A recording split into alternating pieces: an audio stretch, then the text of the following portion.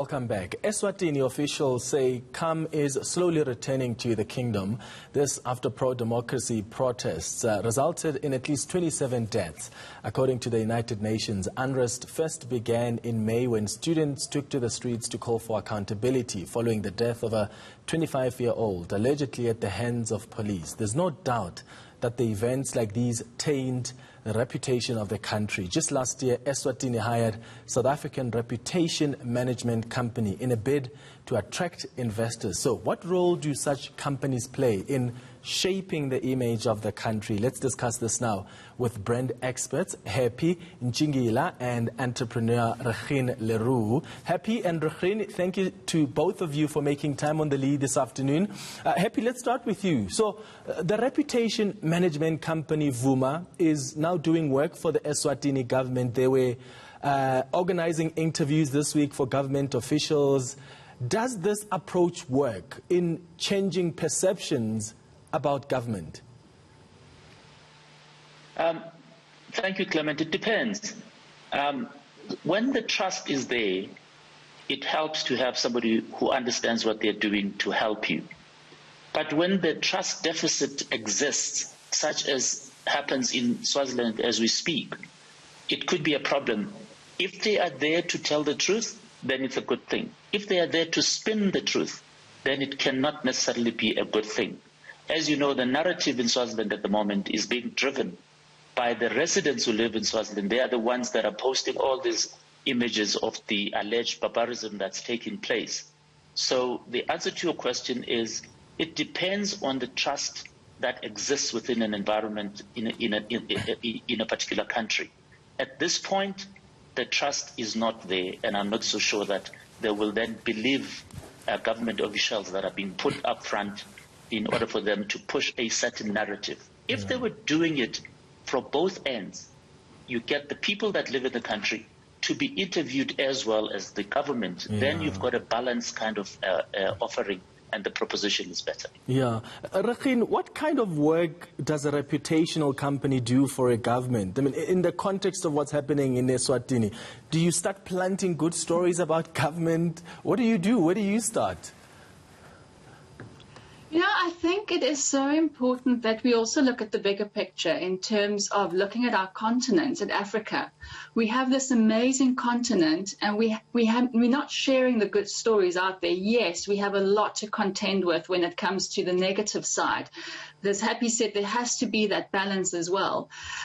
So it is important when you're working with getting that message out there to focus on, first and foremost, the values of an organization, of a country, of a government. I think like many businesses who have a lot of good stories to share, governments have good stories to share. And I think a big reason why Eswatini have invested in a reputation company to manage their reputation for them is sometimes you just need guidance of where do you start when you build a reputation. Happy also mentioned it's not about spin. It's most certainly not about spin. It's looking at what are those core values that we need to get out there. How do we build our reputation? We need to get that positive message out there. So we need to invest in the professionals that can help to get that message out there.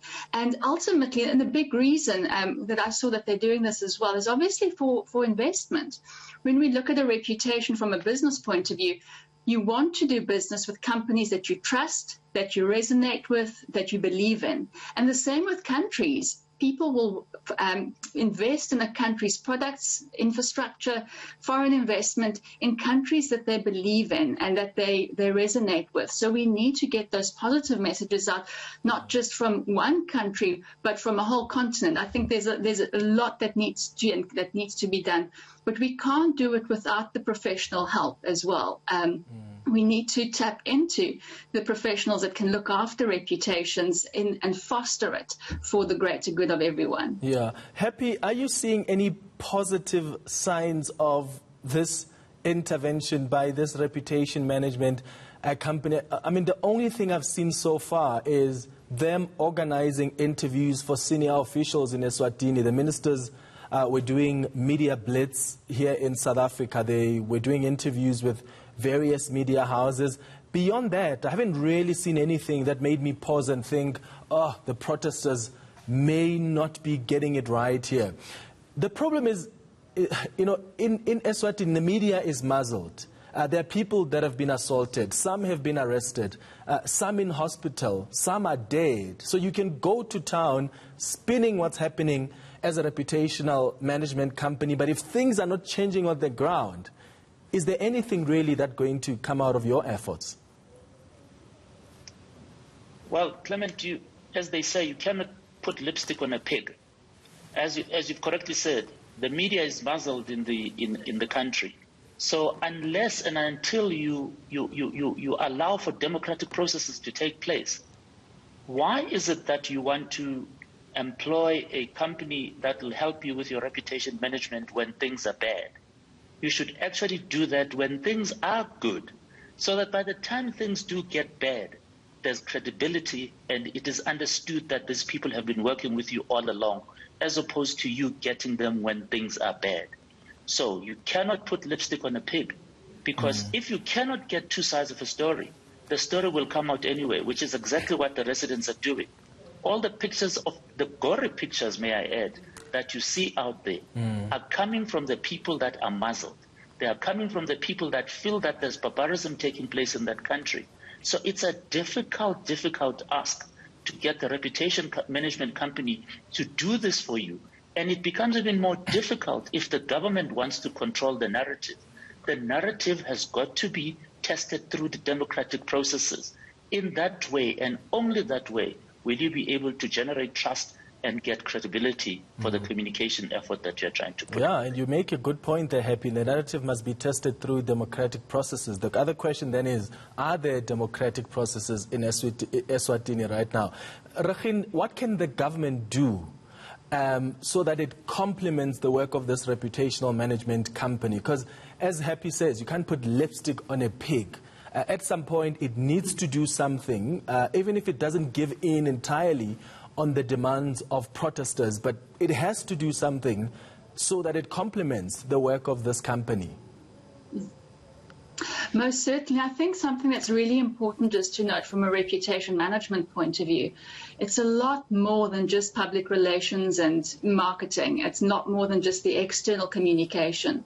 So there has to be, regardless of how much communication and public relations and media interviews that you do, you have to take a deep look inside the organization, the government as well, in terms of getting the building blocks in place, having the narrative, the discussions, doing the internal work with internal stakeholders, and also recognizing who all the other stakeholders are that we need to engage with. It includes obviously the communities, the publics.